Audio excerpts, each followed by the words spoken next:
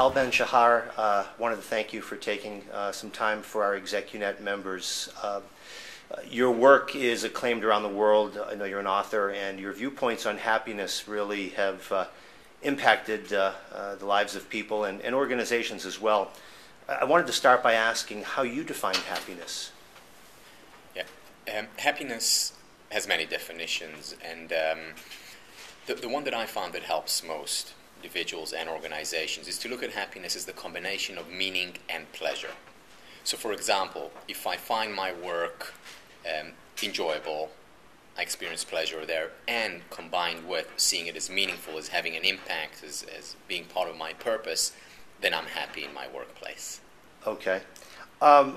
What's the relationship between happiness and business success? Can you share a little bit about that? The ties between individual feelings and how they might multiply in an organization.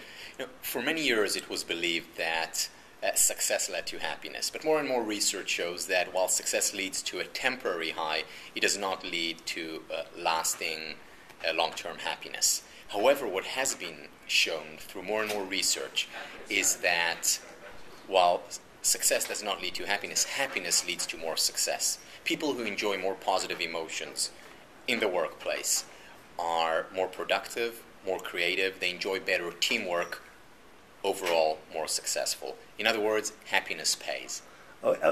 Is it your experience that there's a dividend on happiness within the organization?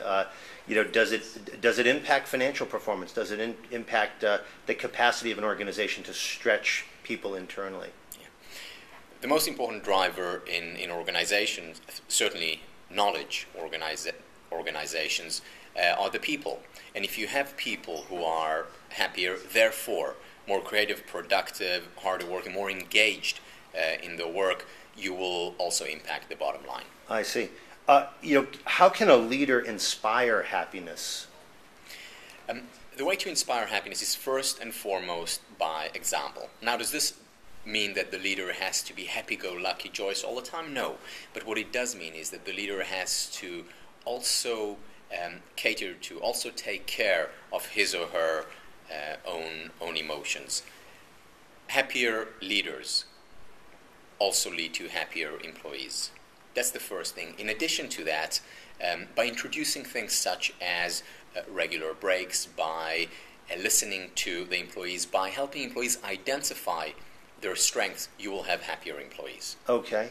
And have you found any correlation between happiness outside the work environment and is there any translation in terms of how someone feels about their work every day based on their life experiences with family, friends?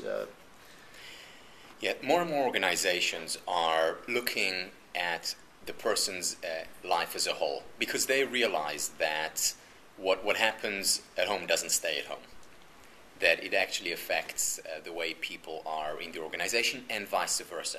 So looking at the person in his or her entirety, meaning what they do before and after, looking at their emotions and the way they think is certainly the way to go. It's what successful organizations are doing. Okay. I guess my last question would be,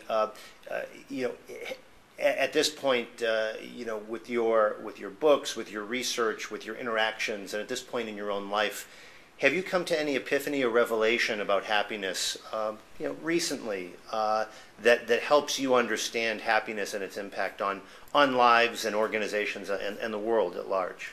Yeah, I have come to an epiphany, and the epiphany is that there is no epiphany. That basically a lot of it is about the commonsensical things that we've heard about and learned about and what our grandmother told us.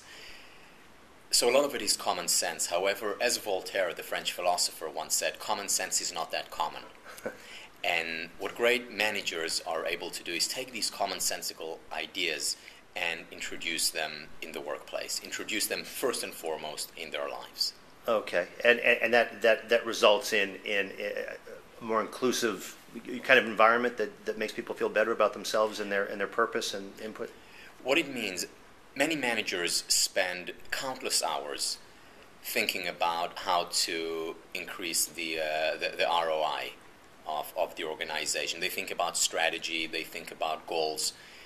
Managers need to spend more time thinking about the well-being of their employees. If they put as much or even half as much effort into thinking about the well-being of their employees, the results will be staggering. Not to mention the fact that this will impact the bottom line as well. Great. Tal, thank you very much for your time. Thank you.